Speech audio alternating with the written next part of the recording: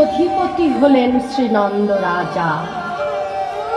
তার দুই স্ত্রী রোহিণী ও যশোদা, একটি অপূর্ব মোহিনী শক্তি ও একটি আকর্ষণী শক্তি প্রদর্শিত করে আবির্ভূত হলেন নন্দ রাজার গৃহে মাতা যশোমতীর কোলে ভগবান শ্রীকৃষ্ণ। প্রত্যেক দিন ব্রজ রমণীগণ আনন্দে আত্মহারা হয়ে আপন আপন সন্তানকে ফেলে দিয়ে নন্দ ভবনে আসতেন গোপালকে দেখবার জন্য।